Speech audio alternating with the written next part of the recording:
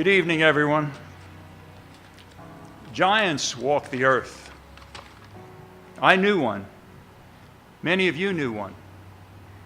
For over 4 decades, Judge Blatt was our resident federal judge here in Charleston.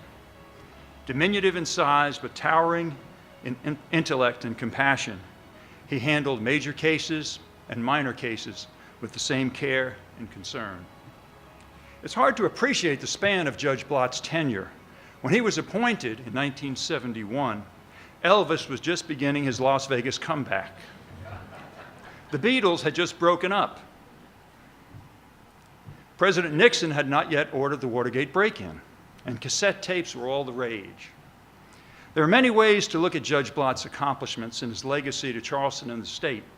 We can look at his headline cases, the big public cases, the Charleston County School desegregation case, where Judge Blatt determined that he would handle the case with compassion and encourage cooperation rather than confrontation. And working with excellent lawyers such as Morris Rosen, who represented the school district, the Charleston County School District was desegregated without the violence and rancor and riots that happened throughout many of the other school districts in the country. He handled the Wando State Ports Authority litigation, which resulted in much traffic, the cargo traffic being taken off the peninsula and moved up to Mount Pleasant. Some Mount Pleasant people may not think that's so great, but for the peninsula, it was pretty good. More broadly, as you all know, he handled the Hilton Head bankruptcy case, and he saved Hilton Head and all the plantations and the heritage from disaster. He also saved the property value of vacation homes for many Charleston residents. Big cases Judge Blatt handled with compassion, with his own gentlemanly style. His most enduring legacy may be the fact that while he was chief judge, he worked with the Preservation Society and the bar, and he battled with the GSA to get a federal court addition that was fitting for downtown Charleston. I remember him telling me that the GSA wanted to put up something that he said was terrible. You know how Judge Blatt was like, terrible. And he wouldn't stand for it. But working with Senator Hollings, who helped get the money, the federal courthouse in Charleston is perhaps per square foot the most expensive federal courthouse addition ever built, but it fits Charleston. But I think Judge Blatt would say that none of those things were his greatest legacy.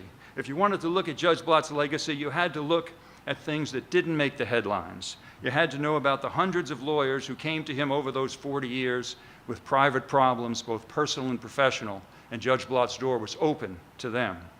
You had to know about some cases that didn't get in the Post and Courier. Let me tell you about 2, and I'm going to quit.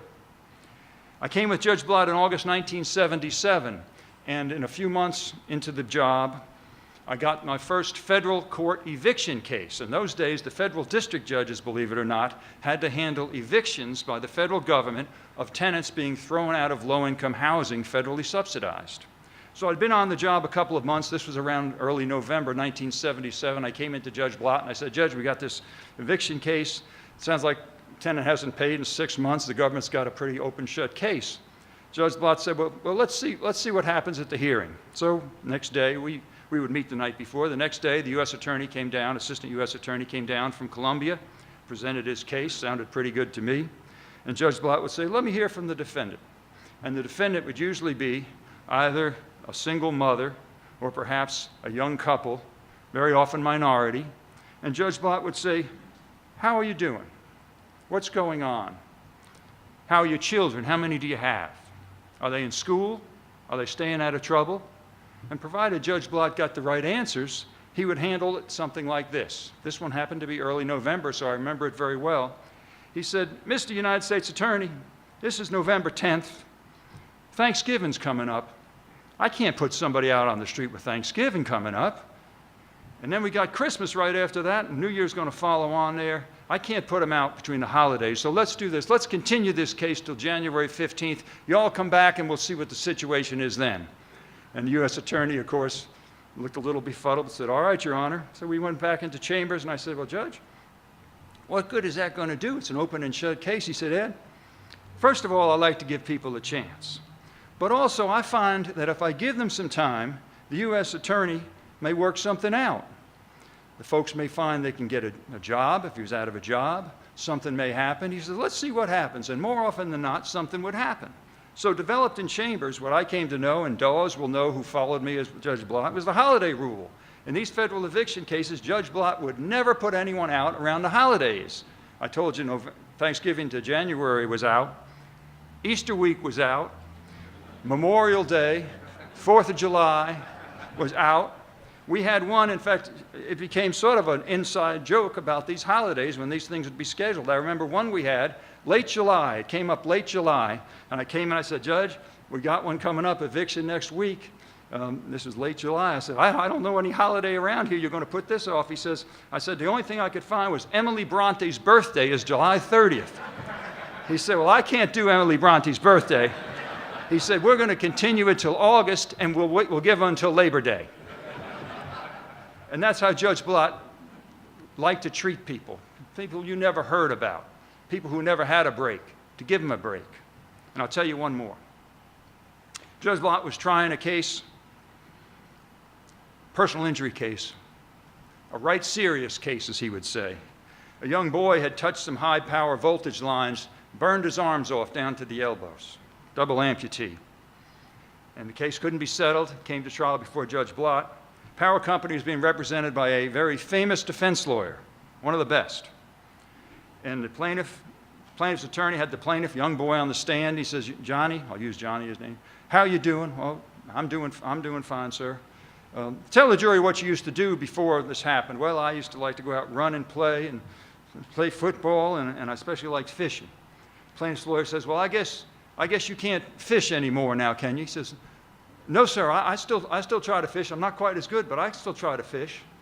And the plaintiff's lawyer said, you try to fish like this? He said, yes, sir, I do. He says, you think you might be able to show the jury how you do this? And of course, the plaintiff's lawyer was set. And he said, yes, sir, I'll try. So the plaintiff's lawyer brought up the fishing pole and put it down between the boy's legs on the witness stand. And the boy, with his stumps and his legs, maneuvered that pole up, took it back, and using his body, he cast that out into the courtroom floor. Well, the power company representative nudges the defense lawyer, and he says, object, object. The lawyer says, why? He says, some of the jurors are crying. The defense lawyer looked up, turned back to his client, and says, I'm not going to object. We got to settle this case. The power company representative said, why do we have to settle this case? Because some jurors are crying?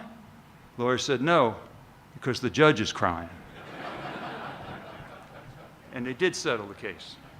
Judge Blatt never took off his humanity when he put on his robe. He has departed, but he's not gone. He left a legacy of courtesy, kindness, compassion, and humility that I think anyone who knew him would try to emulate. We were privileged to have known him, everyone who ever came in contact with Judge Blatt. Giants do walk the earth. He was a giant. Thank you.